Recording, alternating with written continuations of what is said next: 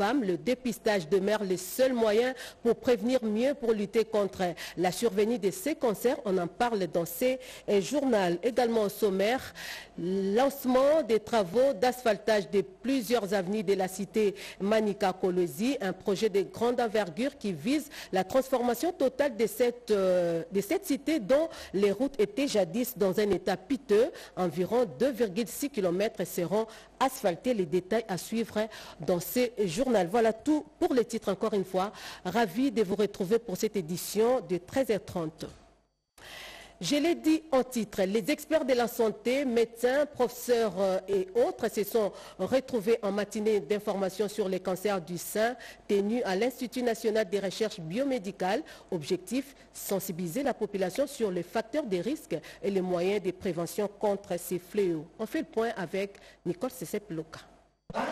Cette journée d'information sur les cancers du sein tenue à l'Institut national des recherches biomédicales INRB s'inscrit dans le cadre de la journée mondiale des cancers du sein qui vise à outiller davantage les femmes sur les voies et moyens pour lutter contre cette pathologie d'une part et d'autre part de faire des participants des ambassadeurs pour sensibiliser la population sur ces fléaux qui touchent souvent les femmes. Professeur Dr Gertrude Louyeye a d'abord rappelé le rôle que joue le sein, notamment la nutrition pour les enfants qui doit être soignée de manière à éviter le cancer. Elle a énuméré quelques facteurs de risque, notamment le facteur endogène, par exemple la ménopause tardive, l'allaitement de 6 mois, la mauvaise hygiène de vie sont entre autres les facteurs de risque. Le cancer de sein existe bel et bien. D'autant plus que le cancer de sein atteint, on sait en majorité les femmes, mais même les hommes sont également concernés par cette maladie. Et donc, comme on n'en connaît pas les causes, qu'est-ce qu'il faut faire alors? Et c'est la sensibilisation qui est notre moyen le plus efficace, dire à la population que le cancer de sein est bel et bien dans nos murs et que nous avons absolument le moyen de nous prévenir de cela. Mais aussi, lorsque la maladie est déjà arrivée, n'est pas paniquer, on a actuellement assez de moyens de traitement de cancer et des gens peuvent guérissent du cancer de sein. Questions-réponses ont marqué l'instant pour pouvoir mieux appréhender l'importance des seins chez la femme. Cette journée rendue possible par l'Église Nouvelle Apostolat Authentique en collaboration avec Cortex Santé des médecins qui luttent sur les maladies infectieuses.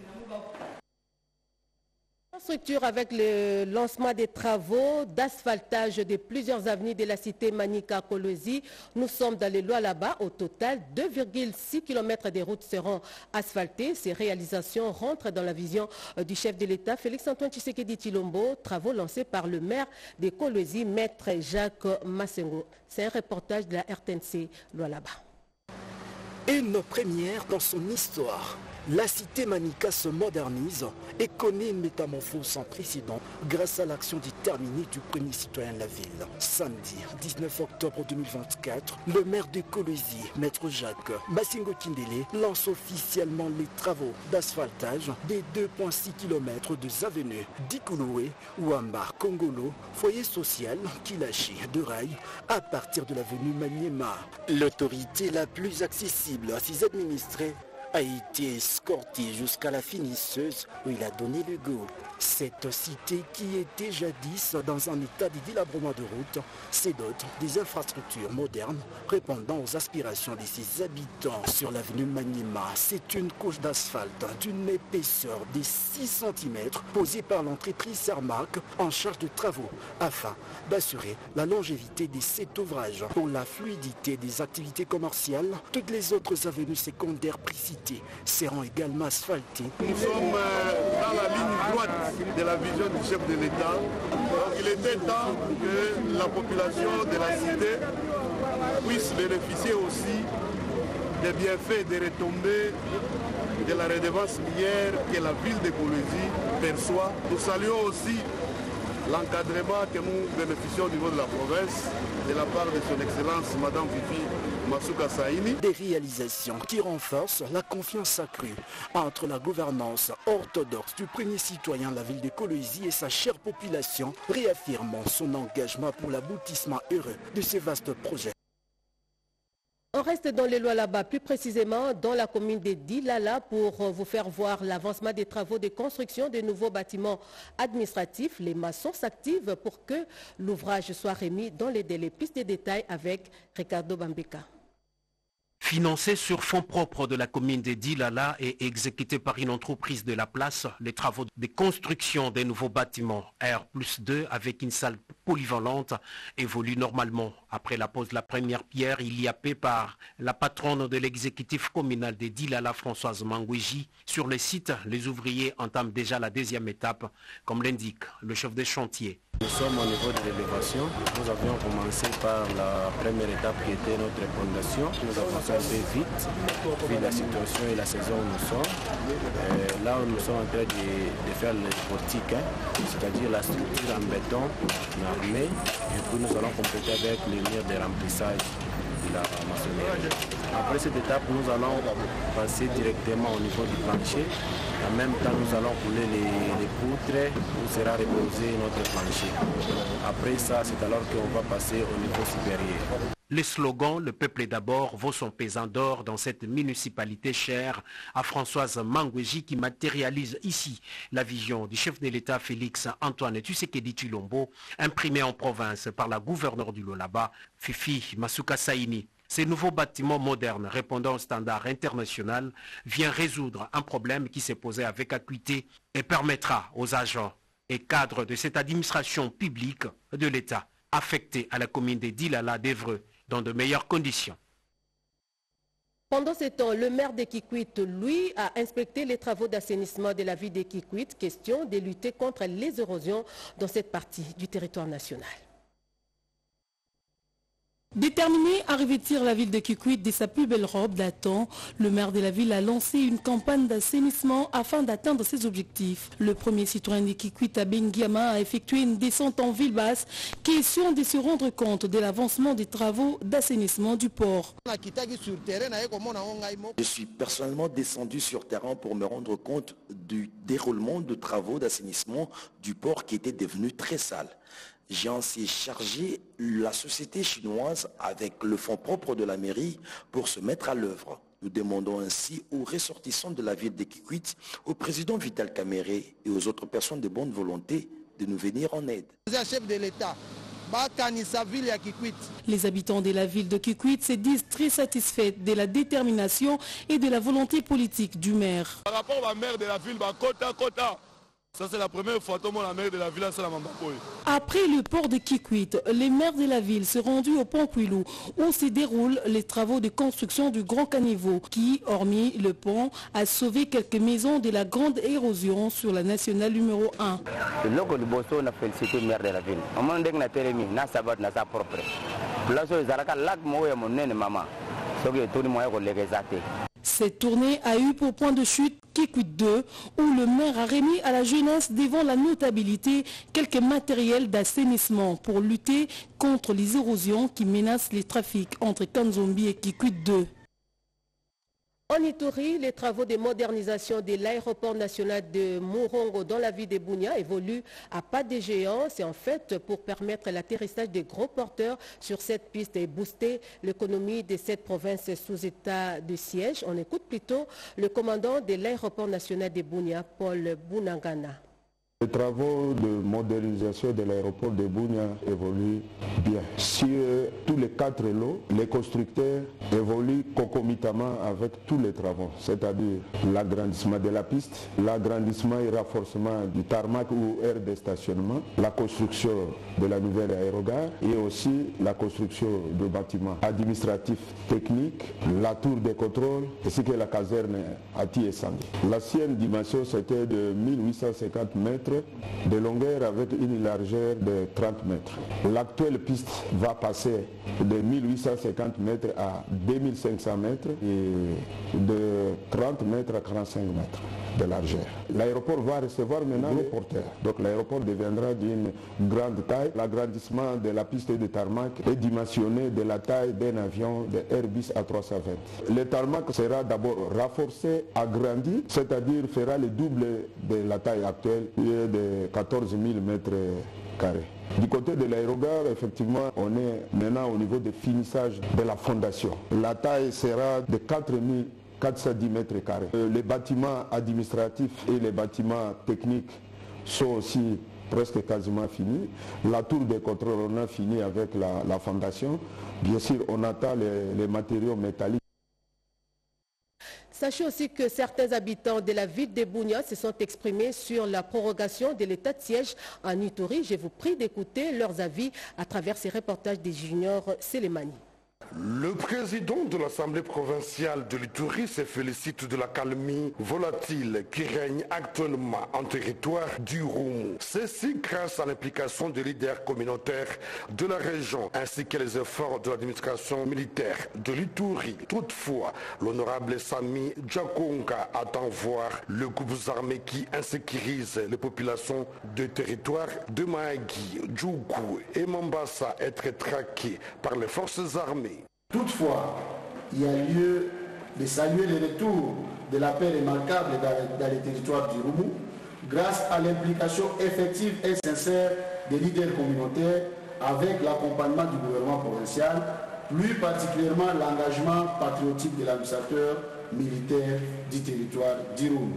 Malgré cette accalmie, les efforts restent énormes pour la neutralisation totale des ADF-MTN dans la partie sud-ouest de ce territoire pour espérer une situation sécuritaire plus améliorée. Par ailleurs, le speaker de l'organe délibérant de l'Ituri réaffirme l'engagement de son institution d'accompagner les victimes de crimes commis en Ituri à la Cour pénale internationale. Nous allons continuer à faire les plaidoyers pour que la CPI puisse aussi réouvrir, parce que ça sera pour la deuxième fois que la CPI sera en train d'agir ici en province de l'Ituri, pour que les responsables des crimes soient une fois de plus punis.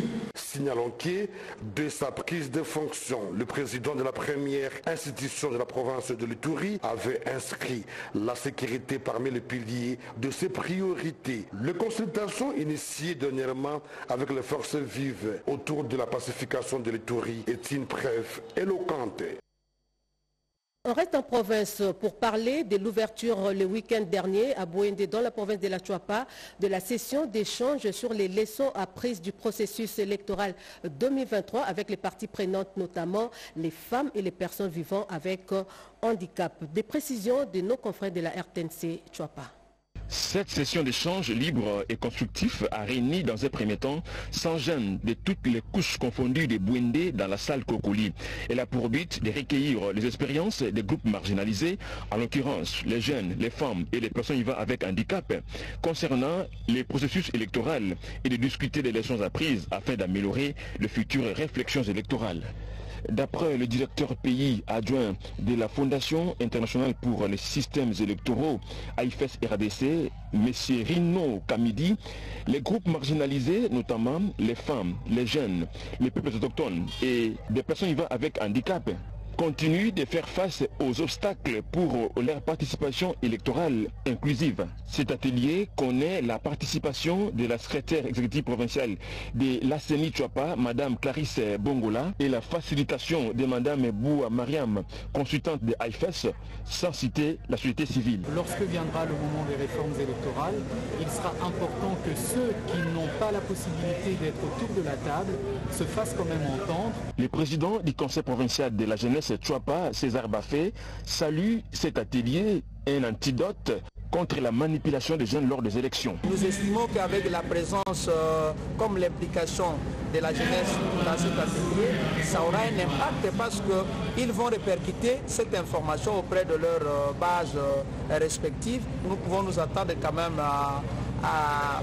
l'amélioration de certaines choses. Après les jeunes, AIFES va organiser les mêmes assises en faveur des femmes, des peuples autochtones, ainsi que des personnes vivant avec handicap à Bouende.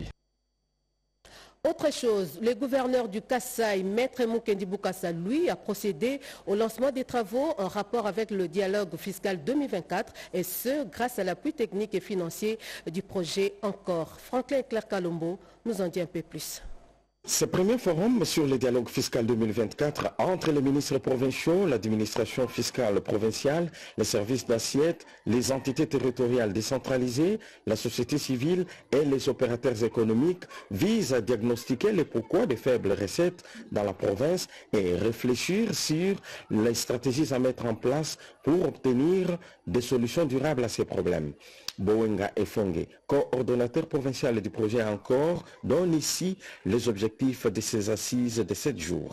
L'objectif général poursuivi est de contribuer à l'amélioration du recouvrement des recettes internes de la province du Kasaï à travers un cadre permanent de concertation qui est un dispositif de perception consensuelle.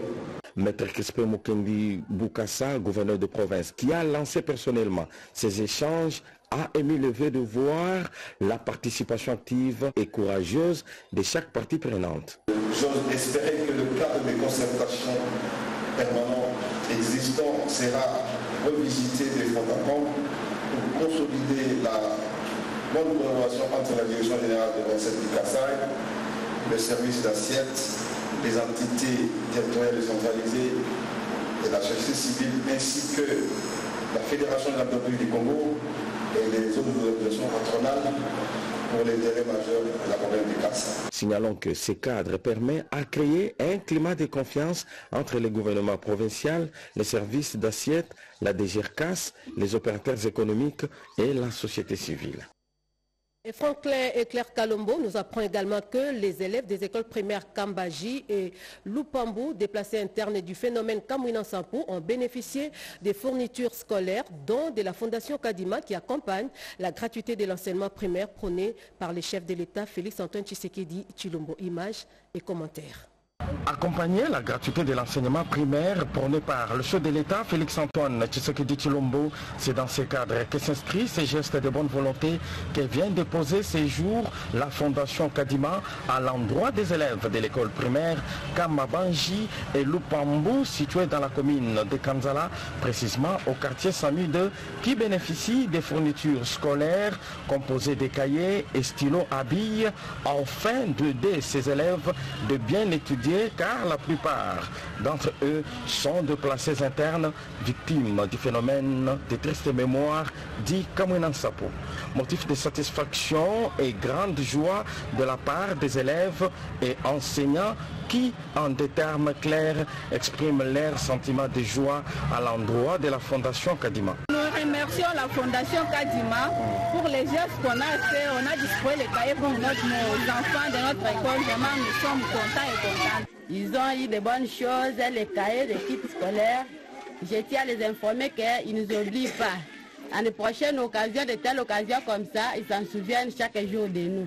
Ces heureux bénéficiaires ont demandé par la même occasion à la Fondation Kadima de revenir encore car les besoins en fournitures scolaires et autres se fait encore sentir dans ces deux écoles.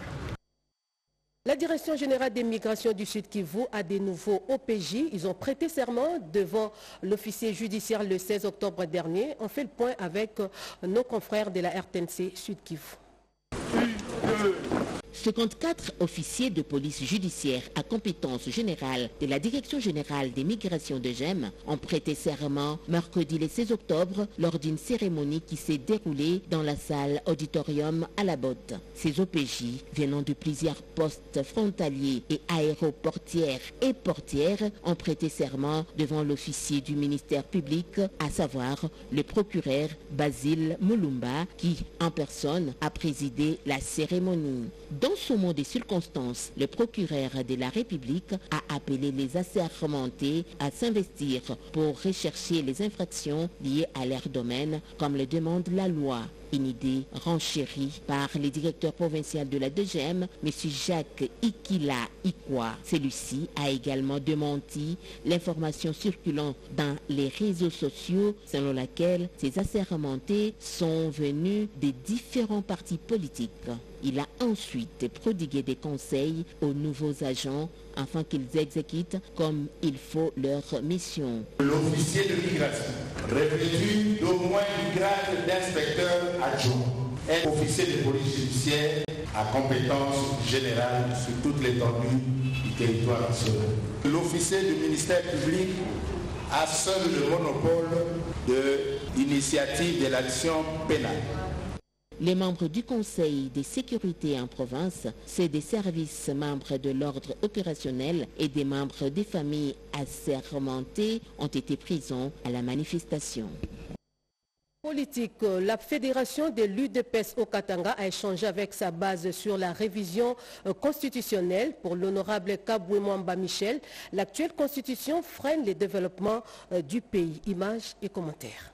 L'esplanade du bureau de la section Kimouchi de l'UDPS Lubumbashi 3 n'a pas su contenir le louchois venus à masse pour écouter les messages de l'honorable Aleka Bongo, élu local de la commune annexe. Épris du soif de la révisitation de la constitution en vigueur, tous les louchois venus à cette matinée politique ont exprimé les écrits, témoignant de leur volonté. Aleka Bongo, élu local de la commune annexe, a saisi de l'opportunité pour lancer officiellement la campagne de la collecte des signatures afin de saisir le Parlement congolais pour la révisitation de certaines dispositions constitutionnelles. Tout celui qui aime notre pays et notre président doit soutenir ces démarches, c'est-à-dire s'engager dans la sensibilisation pour récolter 100 000 signatures à déposer au Parlement pour la révisitation de certaines dispositions de la Constitution. Le dossier du secrétaire général Augustin Kabouya Chilumba était également passé au peigne fin. Aleka Bongo, élu local de la commune annexe dans la ville de Lubumbashi, a invité les combattants